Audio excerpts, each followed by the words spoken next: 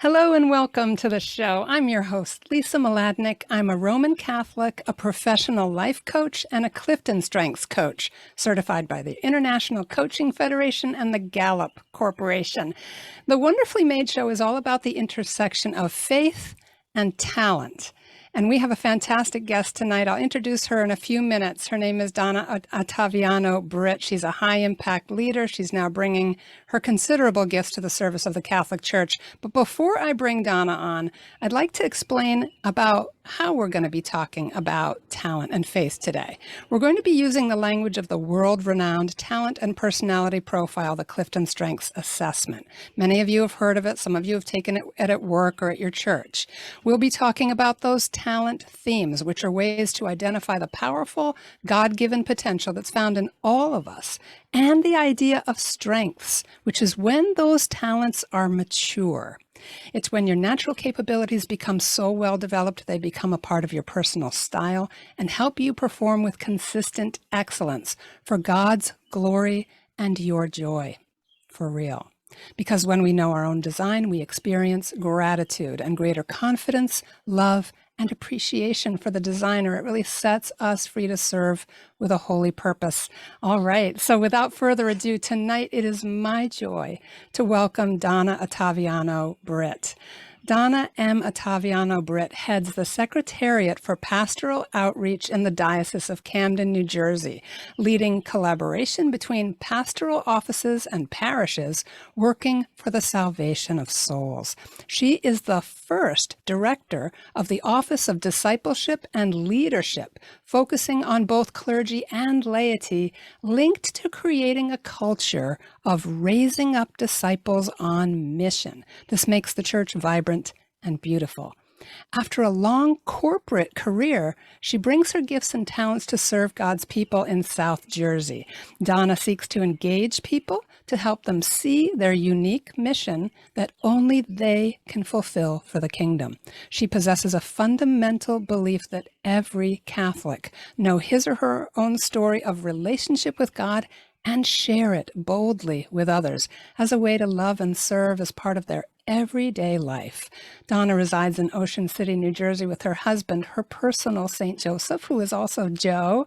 She loves reading, travel, the beach, cooking when she can, and her dog. I love my dog too. Oh, that's such a sweet picture. Welcome to the program, Donna. It is so good to have you. Thank you, Lisa. I'm honored to be here to have this conversation with you. Oh, yeah, it's really exciting because we're going to get into a lot of different kind of ins and outs and some of the exciting ways that this work using strengths can help to renew the church, can bring us off the bench and into the game, right? Light us up like that city on a hill. That's exactly what we're looking to do. And you referenced right in the opening that I come out of a long corporate career before I came to work for the church.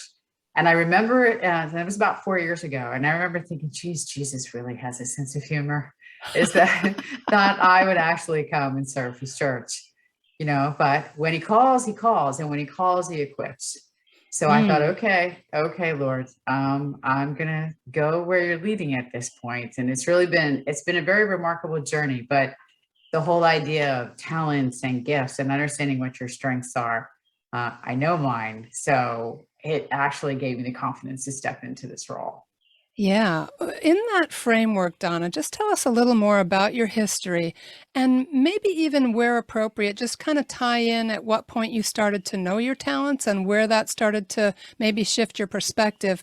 But put us in the picture of where you come from and how you're now stepping into service of the church, because it's a pretty fascinating journey.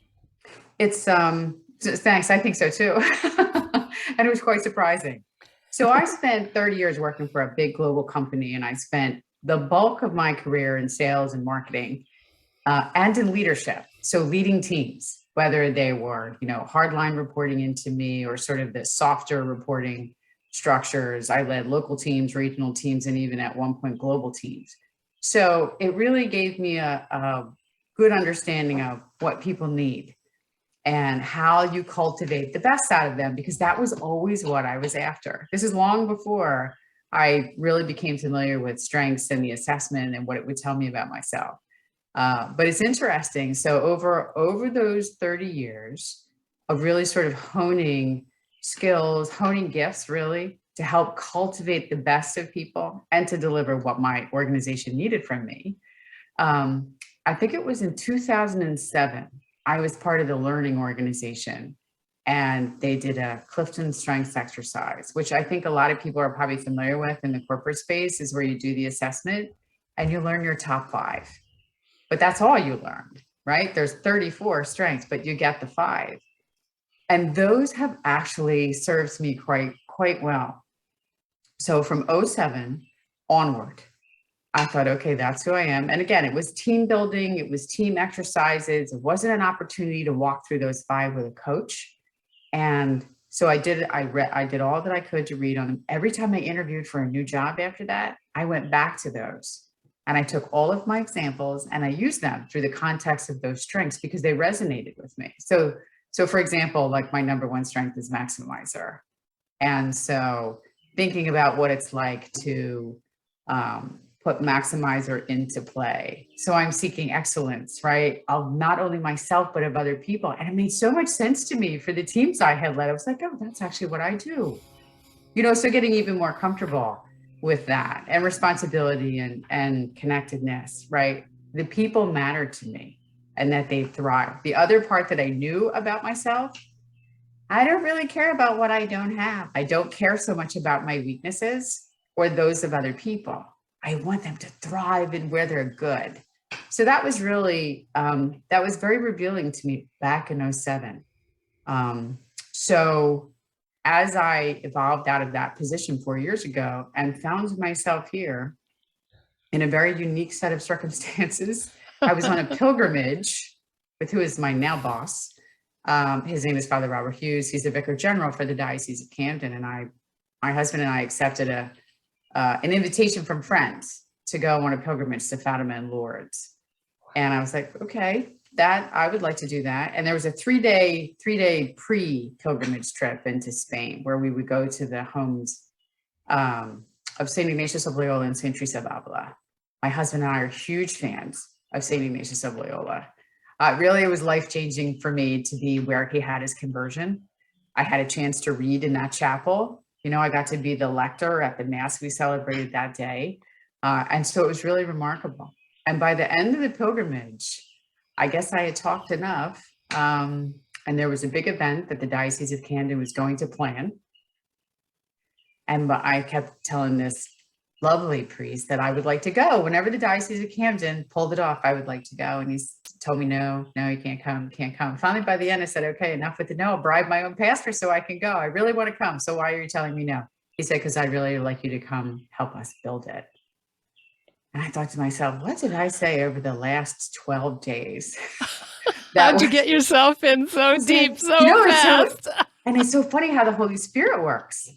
And I was thinking, okay, I have a team of 12 across 11 states with a $50 million objective we collectively are expected to deliver back to the organization. How am I going to carve out time? Within a few weeks of returning back home from that pilgrimage, I realized that I was about to go through a workforce restructure, which is code for layoff. They were going to get rid of this entire small team I was a part of. And so when Father called me and said, do you think you can come and help us do this? And I was like, I'm pretty sure I'm going to have more time than I thought. So really that was how I stepped into this space to help them build this, event to really sort of ignite missionary discipleship in our diocese. And I came to work for them in 2018. And we had that event in 2019. But it was funny, in 2019 is when I pulled out the full assessment, because I was part of Human Formation Coalition, who I think you're quite familiar with, and I was coached on my full 34. What an eye-opener. And I want as many people to have this experience as possible. Oh, it's incredible. It's one thing for those of you listening who are familiar with CliftonStrengths, and maybe you've read CliftonStrengths 2.0 or something like that, or Know Your Strengths, whatever the name of that famous book is. If you've got some knowledge of it, but you feel like it's just been sitting on the fence or on the shelf, kind of gathering dust, and you don't quite know what to do with it, you need a little coaching. Hey, I'm not here trying to sell coaching services, but you do. And at the very basic level, if you got together with a group of people and just shared and really deep dived into what those talents mean to you and how they show up in your life, that would be something. That would be a start. You can do that in families and work teams, no question. But a coach can help you to go deeper and to make those connections in a way that light up your life and give you confidence that God has wired you for a purpose and that you can really stand in those gifts, that they're meant to be lit up. It's not a matter of a lack of humility. It's a matter of giving glory and honor to God for what he's given you and really serving generously the way he poured generously into you. And so I'd love to hear, Donna, you then moved from helping with this event to directing this brand new Office of Discipleship and Leadership. And I'm just going to give everyone a little bit of a teaser because I really want to hear about this. You now work with helping priests to understand their own gifts and callings. These are priests who have been at it a while. They have been in ministry for much of their lives. And yet this new thing, God is doing a new thing in your diocese, which you've really been key, really the point person in facilitating and making happen. So move us into that space of discipleship and leadership and how that is moving into this space of coaching. Yeah, so the office was new for the diocese 4 years ago. So I was its first leader. And so what am I responsible for? I am responsible for helping the laity and the clergy of the diocese to form disciples, launch, and take an outward view as church versus an inward view. So really, if you think about what our baptism calls us to, it calls us to discipleship, to follow Jesus, to sort of shout the gospel with our own individual lives. But there's a call within a call really in there, and it's to be a missionary disciple, which means to form others, to form other disciples.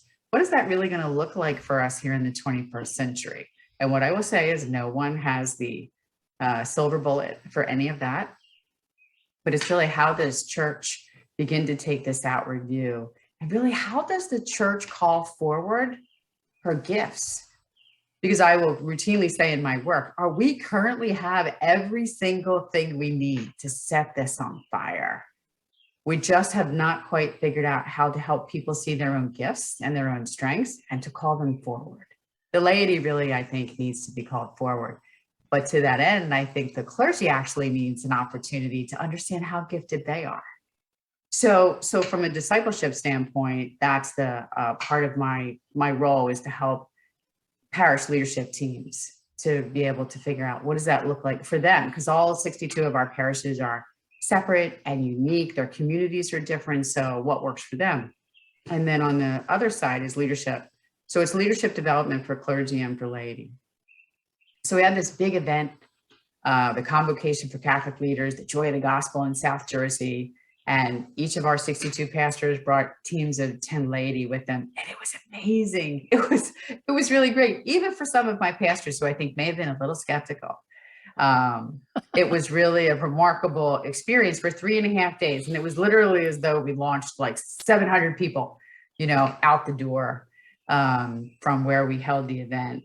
And really creating a lot of momentum. Teams were really trying to figure out what did it look like for them. We had everyone read the book by Chris Lowney, Everyone Leads, because everyone does, regardless of where you are, you lead. And so creating plans for their parishes. I will say COVID got a little bit in the way of that a year later, right? So what was that like? Parishes, I do think that a result of the convocation is that many of our parishes were, I won't say ready for COVID, but already had a little bit of a different mindset to think, okay, how are we going to do this now? With closed churches, with people not being able to gather, we need to take care of people. We need to, keep them connected. So I think some of our parishes were in much better position to think, okay, outside the box, for a time such as this. So I think some of them did a really good job. But even as we got into the end of 19, right before COVID, my leadership, and I work for Bishop Dennis Sullivan, and I've already referenced the Vicar General, Father Robert Hughes. We did leadership workshops for the priests at the convocation. I wanted to make sure we had 5 keynote speakers and we did 45 workshops. We had leaders from all over the country in every aspect of Catholic ministry you could possibly think of. And so we had the pastors and their lay teams break up over 3 different sessions. Every session had 45 workshops. We wanted to expose them to as much as possible so that they go back to their parishes and you plan uniquely for their communities. I think a lot of our pastors thought, well, we were just going to have them come to this and tell them what to do and to go home and do this, do X, Y, Z. I don't think it mattered how many times I told them that wasn't the case, but we wanted them to have exposure to lots of things, lots of ideas, so that they could plan well for their communities. So in that event, though, we had 2 leadership workshops for the priests. And so moving out of that, my leadership had said, if you could do some things for the priests from a leadership development standpoint, that would be helpful because they don't get a lot, right? Think about most of our pastors now. A lot of them live alone. They don't always have someone living in the rectory. Many of them don't have parochial vicars anymore. So what could we do for them? Knowing full well Jesus called these men into their priesthood so that they would know why Jesus needed them to be a priest. And so that's what we set out to build, that. And we piloted it last year. Wow. Okay. So connect the dots with the Human Formation Coalition. Lots of people probably haven't heard of them yet, but they're really moving powerfully behind the scenes in all sorts of environments with dioceses, religious orders, colleges, and businesses, and all sorts of places where Catholics desire to be formed in a way that connects them to their purpose, their mission, their service of the church, all of that. So tell us a little bit about how you became connected with them and what that looked like and how it led to the next step. I think the founder of the Human Formation Coalition has a very big orbit, Pat Molyneux, right? Yes. So Kara Stolarczyk is an amazing human being. She's the strategic partner to my office. We actually worked together back at the old company years ago. We weren't friends there. We became friends after she left.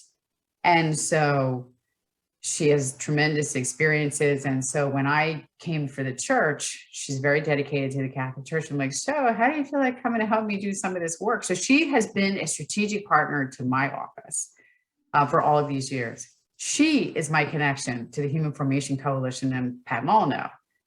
And it was really there where I had the opportunity to take classes, be coached, and go deep on Strength Finders and some of the other assessments as well. And so it was in that experience where I was coached just on my top 5. What a different experience than the team exercise I had been through 12 years earlier in my company.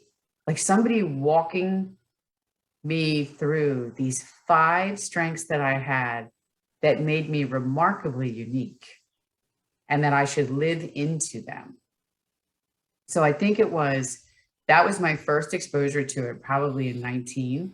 And then as we began to build the experience for the clergy, we were going to pilot this, the whole idea of, can we do something like this for the priests so they realize how gifted and unique they are?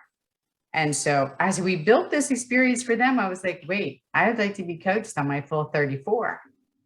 So I went ahead and got coached on my full 34. What an experience it was, is to understand those signature strengths, those that fall at the top, right? My 10 are here, visible, to understand what those non-patterns mean, the ones that fall at the bottom of the list, and what do you do with those, and the auxiliaries in the middle.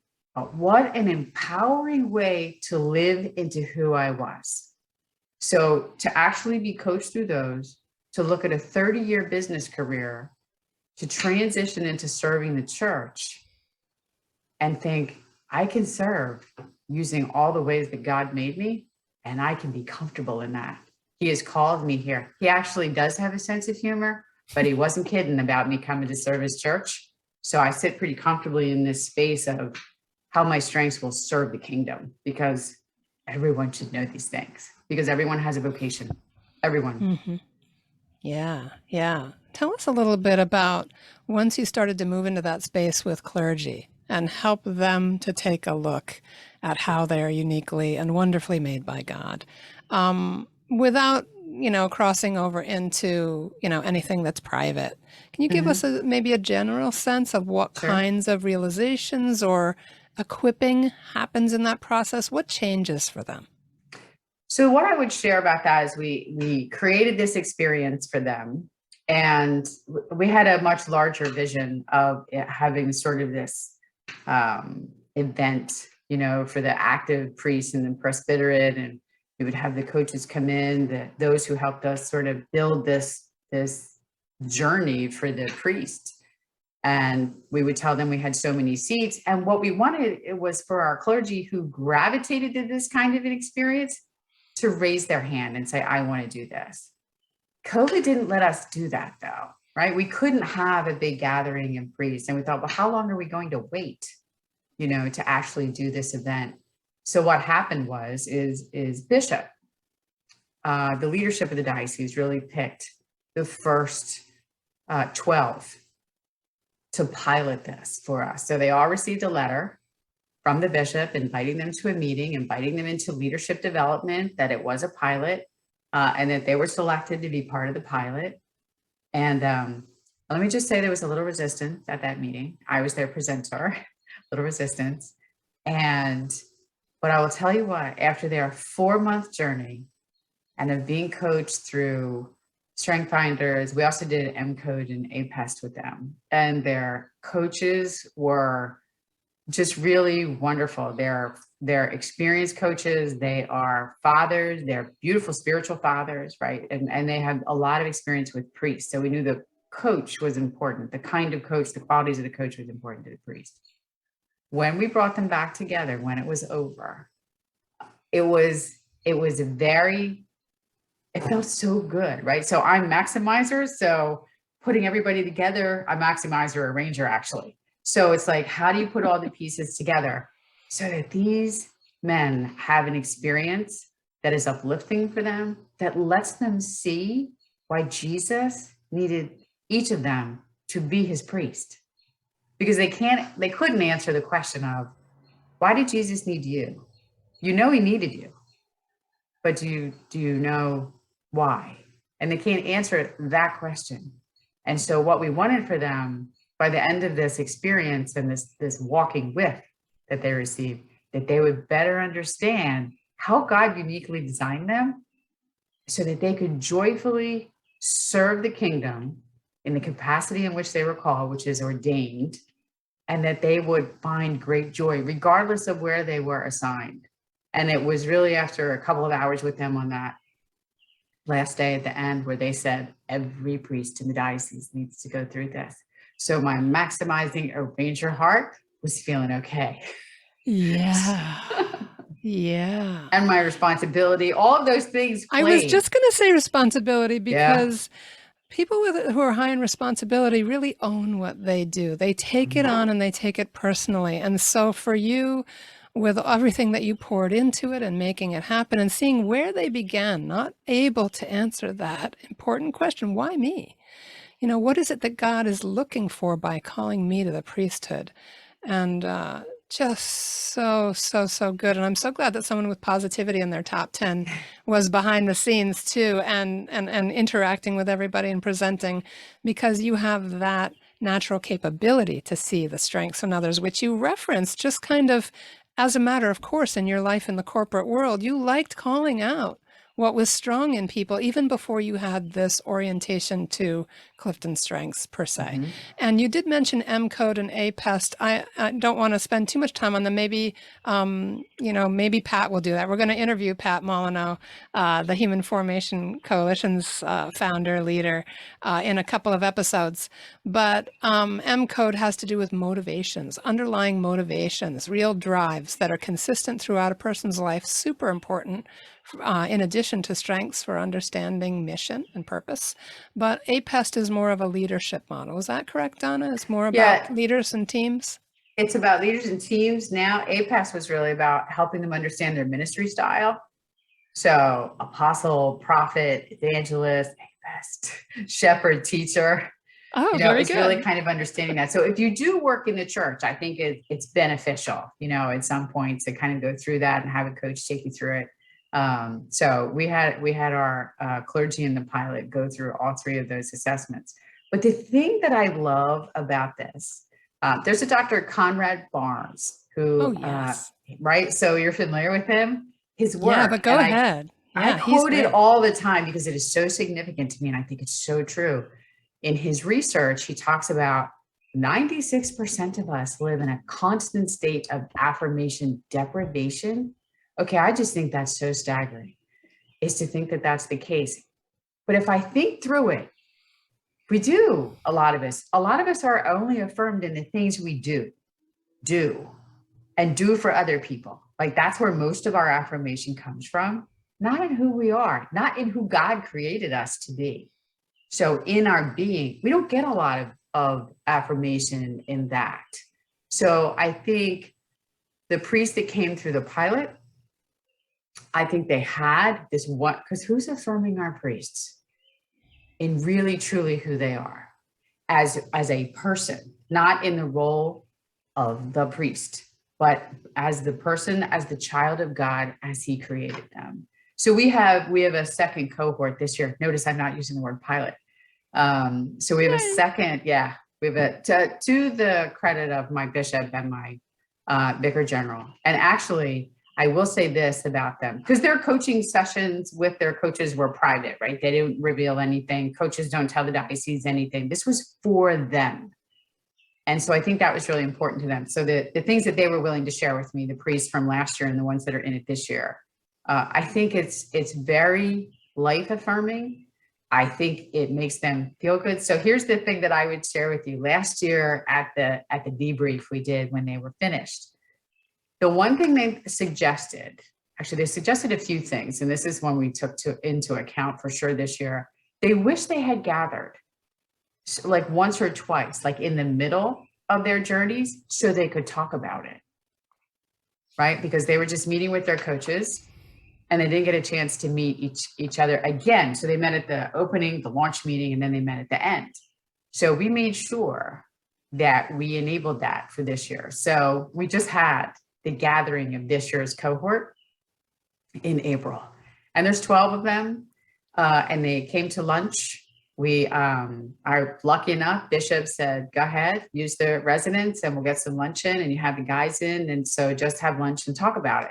It was amazing. What a gift for me, because it was just me and them to have this wonderful conversation. I asked them to bring their strengths with them, because they do not really share these things, because they don't work together all the time. They don't see each other very often because they're so busy in their parishes. What an amazing conversation to listen to them talk and share their strengths and share their domains and what they think they could do with it and things they were doing with it now. I was just terrific. What a gift. It was a complete gift. Wonderful work. Yeah. Incredible. I mean, to have them excited to come together as a community like that, it makes you wonder too, what does it spark in terms of greater, connectedness between priests doing this work together? Might really enhance their brotherhood. But also, what do you see, Donna, as the impact on the church if more dioceses could focus on this kind of cultivation of the natural gifts, the uniqueness of their priests? And of course, we want to do this work in the laity and all of that. The whole church needs it. But what do you see as the possible outgrowth of this, or where it needs to go? What could the results be for the church? I think part of it is, so from my lens, through my lens, I think, these wonderful men that had answered the call at a great personal sacrifice. So I don't think all of their work is joyful. I do think that they look at many of the things they have to do, and just like any of us, they're like, oh, I really don't like that work. I'd rather stick needles in my eyes, right? Because we all have that. But I do think the experience here allows them to engage with their laity differently, to now that their experience will allow them to look at their laity and think, oh, I'll bet they have these strengths. I bet they'd be really great for this project. And I think it will equip them to call more of the laity forward, right? Because we need the laity to come forward, right? And a lot of them they think there's a difference between vocation and career. They think you have to work for the church or work for a parish to have a vocation, right? So I think we have a lot of education to do. I think our clergy and the way they talk about vocation could be enhanced. But I also think people think they don't really have a mission. Like, you can tell people they have a mission and like, yeah, okay, I have a mission. But they have to, if they could see how uniquely they were designed, they would know they had a mission that only they can accomplish, and again, that's talk until you start to show them some of these things. And so the one thing I will share with you, Lisa, is that one of our pastors from the pilot last year, he was so, I want to make sure I find the right word. He was so convinced that this was a powerful experience for him. He took this entire process back to his parish. Wow. He invested in them. He's got 18 people between his staff and his volunteer leadership team. And they have been all coached. And so then that, that team strengths workshop that gets done, that was done. And they actually are finding their complementary partnerships. Who's good at what, who loves to do certain things, who's not necessarily good at things. So they're trading off some of the work to create synergy and energy. Wow. And so now they've created a 3-point strategic plan for themselves in 22. I mean, it's amazing what we're watching happen there. And I think the other priests are watching too. I'm so curious about this pastor's top 5, that he had the confidence and the vision to take that and pull in the resources and the support he needed to make that happen for his team. That's really exciting. Yeah, so they're having a pretty remarkable experience. And the other interesting thing is so he went through the pilot last year, and then last July, he was assigned one of our newly ordained, who was also part of the pilot. So they have an entire parish leadership team, pastor, parochial vicar, staff, leadership team that has all been through this, and they see each other's gifting and they're making the most use of it. So it's for me, for someone that was trying to see if I could get some of this done, and credit to my bishop and my vicar general for saying, okay, Donna, we'll pilot this. We'll see what this is like, to kind of watch how that can happen.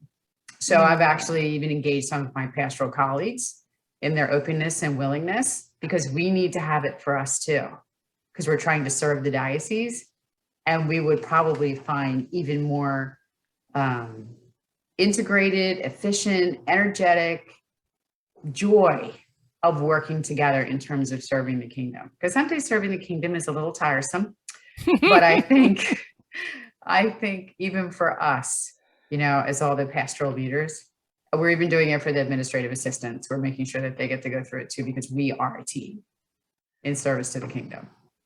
What's the future? Yeah, you bet. And all with a job to do. What do you see as the future of coaching in the church? Will we have ICF trained coaches in every diocese leading these programs? Are you is my dream is to have coaches, right? It's my dream is to have more coaches. I do some coaching, but I don't have enough capacity. My dream for when I don't do this is that's what I will do, right? That will be what I do at some point when I have a little bit more time, other than leading some of these larger initiatives for the Diocese of Camden. But I think the church needs this, obviously, because I continue to try and do it. So with the laity, so the people that are working in pastoral roles, right, at the chancery, trying to help more and more of our priests to have this experience. And what's really beautiful is that some of the priests have actually raised their hand and said, look, next time you do this, I would like to be part of the next group, right? Because they're talking to each other and they're sharing their experiences, and they're finding real benefit of being able to, wow, I really am unique. Because that's what they share. They're like, I really am unique. And for them to have their coaches tell them that, it's like accompaniment, right? They're being accompanied on this journey. And that's the piece I think that the church certainly needs to do a better job of. We just need to be better. And I think skilled coaches can actually help in this regard, at the very local, at the parish level. So we just have to find a way to, how do you get more people to have these experiences, and, at a way that's more affordable for parishes or even for individuals. Because for me, as we started to build this for the clergy, I was like, oh, wait, I think I need this. I want this, so we know that there are people like that too, but we want to be able to create a process so that those who want this have access to it. We have to figure that out. Yeah. So just for anyone listening, if you're thinking, gee, is this possible in my own diocese? We have in the show notes, and you can also see in the larger shot on Donna her email address, but I'll have that in the show notes. You can reach out to Donna. You can reach out to the Human Formation Coalition. They are not only training laity and all sorts of people, clergy, people in a lot of different walks of life to become accompaniers, not necessarily full-blown certified coaches, but people who are qualified to do this work. And I would also strongly recommend that you check out if any of you are thinking, this is a way I'd like to go in my leadership, or I think I'd like to bring this kind of training to my seminary. The best program, the most complete right now that offers specific training for Catholic coaches is the Professional Christian Coaching Institute. And you can reach out to me about that or go to their website. But I'm actually leading the first cohort of just all Catholic students for the Institute, and we are having a ball. And these people are on fire to renew the church. They love Our Lady. It's very beautiful. I often say that I think that the coaching movement in the Catholic Church, the legitimate coaching movement, because there's a lot of flaky stuff out there in the coaching world. We've all kind of caught a whiff of that somewhere along the line. But well-trained, faithfully Catholic coaches may well be part of the triumph of the Immaculate Heart, helping her children to know that they are beloved, woven together for a purpose with great care by Almighty God, and then drawn together in common vision the way you and I are connected through Friends with Common Vision. Just incredible stuff happening where I really do believe Our Lady is working hard to connect us for this. What are some final thoughts that you would like to take us out with, Donna? Anything at all that you feel is important to share about this or about what Strengths does for your own life? What's on your mind as we start to move toward the end of the conversation? I think part of, if anybody is even remotely intrigued by this, like even beyond like contacting me to see if you want to talk about it for doing it in your diocese, I just think it needs to be immersed in prayer. Because we really did. So the coaches for the priests, for Kara, who I mentioned, myself, other very strong intercessory prayer warriors, we had them pray over this whole process. So if it should be, it would be, right? So that we'd be able to actually have a pilot, that the experience of the priests would be a good experience. If we prayed over the lay pilot, because that's what we called it when the one pastor took it back to his parish. I just think we know that the church needs to do something different here in the 21st century in terms of engagement and in terms of equipping. I think if people really understood how uniquely created they were by God, and to see it, it's hard, I think, for the average person to see it, even for me. Right. So, I mean, I had, my company invested in me every single year, some kind of training, but it was in the doing, not in my being. And I really think if you look at Human Formation Coalition, if you look at these other organizations, this isn't who people are.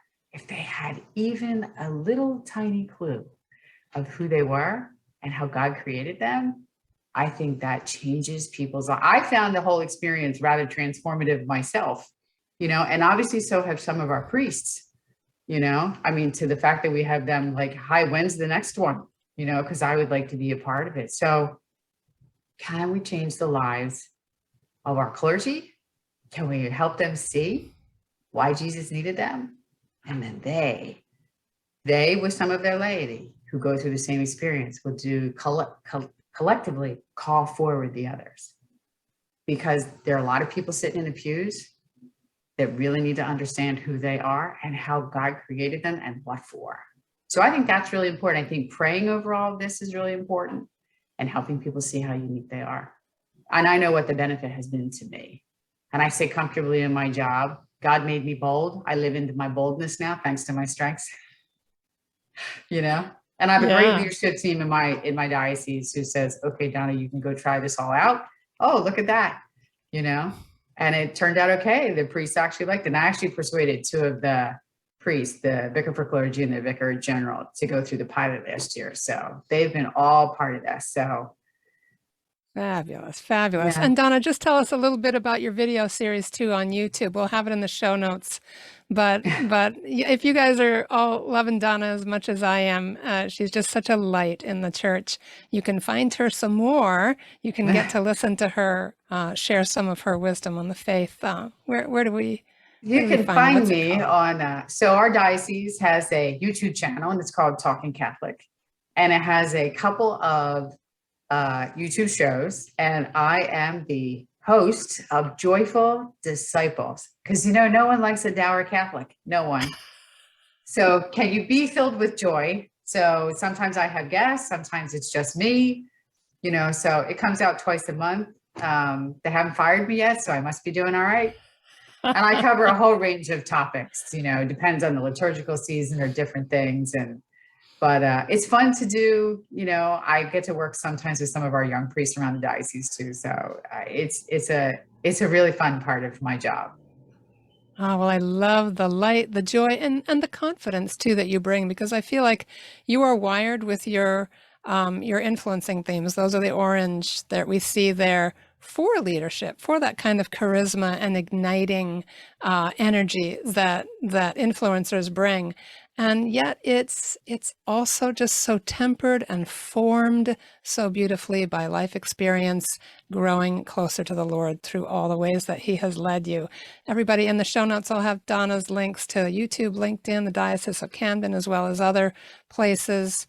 Thank you, Donna, so much for a really beautiful conversation. And Kent is showing us the Diocese of Camden's website there. You can find all sorts of things there. But can't thank you enough for spending the time and delving into this exciting new wave of nurture and development in the church. Thank you. Thank you for inviting me. This was such a wonderful conversation. I love the work you're doing, Lisa. I mean, really, it's where, talents and faith intersect. You said that. I'm like, oh, that's so good. I think I'm gonna have to steal that. I steal shamelessly when it works for me. Because it's really true. It's really, really true. It's where everybody steals shamelessly. Yes. Yeah. Yes. Take all the good stuff. Yeah, I mean, if the designer made these things and we forget the designer, how do we find the voltage to really take it as far as it can go? It's got to be riding that Holy Spirit wave and giving up the outcomes to the Lord, letting him, I like to think of our top 5 as our 5 smooth stones that we throw at our obstacles and our projects and our objectives, and let the Lord give them velocity and guide them, right? Mm-hmm. So yeah, it's that combination of the head and the heart and really letting the Lord just lift it all up. So what a joy to be with you, Donna. Thank you so much. Thanks everyone for listening. And everybody, you can also find me at wonderfullymade139.com to learn more about growing your natural talents. Can't wait to see you again next time for another episode of Wonderfully Made. God bless you.